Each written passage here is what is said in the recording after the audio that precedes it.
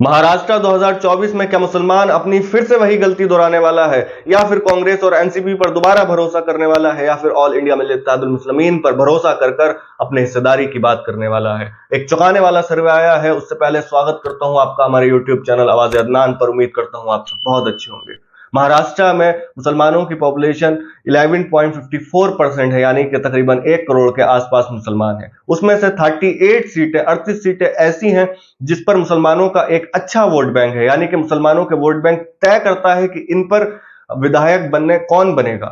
मुसलमानों का इन सीटों पर काफी अच्छा दबाव है और मुस्लिम बहुमूल्य क्षेत्र भी हैं।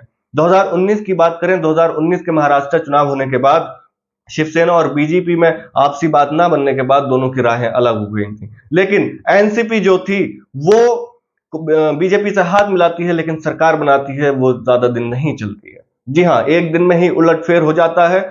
जिस शिवसेना को हराने के लिए मुसलमानों ने कांग्रेस को एक तरफा वोट दिया था, जी हां, एक तरफा वोट दिया था, यानी कि सबसे ज्यादा 2019 में मुसलमानों ने कांग्रेस को वोट दिया था, उसके बाद एनसीपी है। शिवसेना और बीजेपी को रोकने के लिए जिन मुसलमानों ने एनसीपी और कांग्रेस को वोट दिया था, वही एनसीपी और कांग्रेस शिवसेना से हाथ मिलाकर अपनी सरकार बना लेती है। हालांकि ये सरकार भी ज्यादा वक्त तक नहीं चली। उसके बाद शिंदे ग्रुप अलग हुए और अलग होने के बाद बीजेपी के साथ 40 एमएलए लेकर पहुंच गए। उसके बाद बीजेपी और शिंदे ग्रुप की शिवसेना अपनी सरकार बना लेती है। लेकिन अभी 1 से 1.5 साल पहले तकरीबन फिर से एनसीपी की राहें भी अलग हो जाती। जी हां, शरद पवार साहब वाली एनसीपी अलग और अजीत पवार साहब वाली एनसीपी अलग। अजीत पवार साहब भी बीजेपी के साथ चले जाते हैं और सरकार में हिस्सा बन जाते हैं। यही वजह है कि 2024 का चुनाव बड़ा दिलचस्प होने वाला है। एक तरफ महायुति है जिसमें बीजेपी है, जिसमें शिवसेना शिंदे ग्रुप वाली है, जिसमें एनसीपी अजीत पवार साहब वाली है, तो दूसरी तरफ महाविकास आघाड़ी है जिसमें कांग्रेस पार्टी है, जिसमें शरद पवार साहब की एनसीपी है और जिसमें उद्धव ठाकरे साहब वाली शिवसेना है। 2019 में बीजेपी को 105 सीट मिली थी, शिवसेना को 56 सीट मिली थी, कांग्रेस को 44 सीट मिली थी, एनसीपी को 54 सीट मिली थी। इंडिपेंडेंट कैंडिडेट जो थे उन्हें 13 सीटें जीती थी। एआईएमआईएम को 2 सीटें मिली थी अन्य 14 सीटों पर। यही 2000 सरकार में शिंदे ग्रुप से बगावत होने के बाद, यानी कि शिंदे साहब जब शिवसेना से अलग हुए और उन्होंने अपनी अलग शिवसेना बनाई, तो बीजेपी से शिवसेना से जब एमएलए लेकर गए, तो फिर बीजेपी के 2022 में बीजेपी के पास 106 एमएलए थे और शिवसेना पर 40 एमएलए थे और इंडिपेंडेंट 12 और अन्य 9 बनकर 107 167 टोटल होकर सरकार बनी। आपको बता दूं, एक चौंकाने वाला सर्वे आया है मैट्रिक्स का। जी हां, मैट्रिक्स का सर्वे आया है, आप स्क्रीन पर देख सकते हैं। 2024 में कितनी सीटें आने की संभावना है? जी हां, बीजेपी की 95 से लेकर 105 सीटें जीत सकती है। शिवसेना शिंदे ग्रुप की जो है 19 से 24 सीटें जीत सकती है। 19 से 24 सीटें इसलिए, 2019 में जो 56 सीटें आई थी शिवसेना की, वो उद्धव ठाकरे साहब वाली के चेहरे पर आई थी, उद्धव ठाकरे साहब के चेहरे पर आई थी। एनसीपी जो अजीत पवार साहब वाली है वो 19 से 24 सीटें जीत सकती है। एनसीपी अजीत पवार साहब वाली जो है वो 7 से 12 सीटें जीत सकती है। उसी और कांग्रेस पार्टी 42 से 47 सीटें जीत सकती है। शिवसेना यूबीटी 26 से 31 सीट जीत सकती है। एनसीपी शरद पवार साहब वाली 23 से 28 सीट जीत सकती है। जी हां, और अन्य जो है 11 से 16 सीट जीत सकते हैं। आप जानते हैं कि महाराष्ट्र के अंदर ऑल इंडिया मिल्लत इत्तेहादुल मुस्लिमीन काफी मजबूती से चुनाव लड़ रही है और यह माना जा रहा है कि 28 सीटों पर चुनाव लड़ेगी। जी हां, 28 से ज्यादा भी लड़ सकती है, लेकिन 28 सीटों पर चुनाव लड़ सकती है।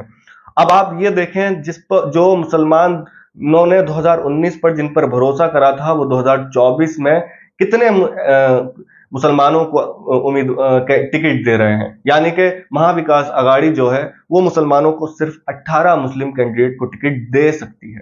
जी हां, सिर्फ 18 और 38 यानी कि 38 सीटों पर मुसलमानों का वोट बैंक अच्छा है। उसके बावजूद भी महाविकास आघाड़ी 18 सीटों पर मुसलमानों को टिकट दे रही है, दे सकती है। तो यही, अगर मुसलमान ऑल इंडिया मिल्लत इत्तेहादुल मुस्लिमीन के साथ जाते हैं, उस पर भरोसा करते हैं, 30 से 38 सीटें ऐसी हैं जो मुस्लिम बहुमूल्य क्षेत्र हैं, यानी कि मुसलमानों का वोट बैंक अच्छा है, और वो ऑल इंडिया मिल्लत इत्तेहादुल मुस्लिमीन अगर कामयाब होती है और सरकार में हिस्सेदारी की जरूरत पड़ेगी, जिसको भी सरकार बनानी होती है तकरीबन 150 से ऊपर सीटें तो महाराष्ट्र के अंदर होना चाहिए जब सरकार बनाने हो। अब जब कांग्रेस पार्टी, शिवसेना, उद्धव ठाकरे साहब वाली एनसीपी, शरद पवार साहब वाली सीटें जब इतनी लेकर आएंगी तो सरकार तो बन नहीं पाएगी। अगर ऑल इंडिया मजलिस इत्तेहादुल मुस्लिमीन की तकरीबन 15 से 20 सीटें जीत जाती है और 15 से 20 सीटें महाराष्ट्र के अंदर AIMIM की हो जाती हैं, तो जाहिर है जरूरत पड़ेगी।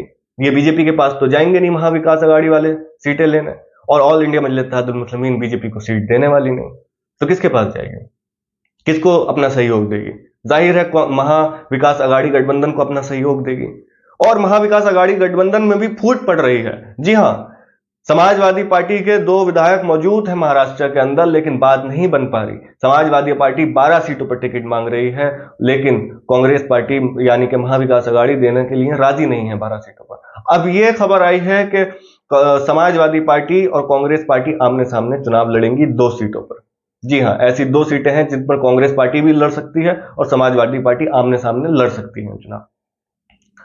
तो क्या अब मुसलमान, महाराष्ट्र का मुसलमान जो है ऑल इंडिया मजलिस इत्तेहादुल मुस्लिमीन पर भरोसा कर ऑल इंडिया मजलिस इत्तेहादुल मुस्लिमीन को कामयाब कर जब सरकार में जब साथ देने की बात आएगी और जब मजलिस कामयाब होगी, तो जाहिर है उप मुख्यमंत्री और मुख्यमंत्री की तो बात होगी फिर कि कौन बनेगा कौन नहीं। क्या इम्तियाज जलील उप मुख्यमंत्री बन सकते हैं? आप लोग इम्तियाज जलील को उप मुख्यमंत्री देखना चाहते हैं? मुझे कमेंट करके बताएं। क्या आप ऑल इंडिया मजलिस इत्तेहादुल मुस्लिमीन के साथ हैं? मुझे कमेंट करके बताएं। एक चीज और बता दूं, अगर महाराष्ट्र के अंदर ऑल इंडिया मजलिस इत्तेहादुल मुस्लिमीन की सरकार बनती है, यानी कि सरकार में सहयोग करती है और मजबूत होकर उभरती है, तो इसका असर पूरे हिंदुस्तान में पड़ेगा। आने वाले चुनावों में ऑल इंडिया मजलिस इत्तेहादुल मुस्लिमीन काफी मजबूत हो सकती है। जी हाँ, अगर आपको वीडियो पसंद आई हो तो चैनल को जरूर सब्सक्राइब करें, वीडियो को जरूर लाइक करें और कमेंट करके बताएं कि आप इम्तियाज जलील को उप मुख्यमंत्री के रूप में देखना चाहते हैं या नहीं।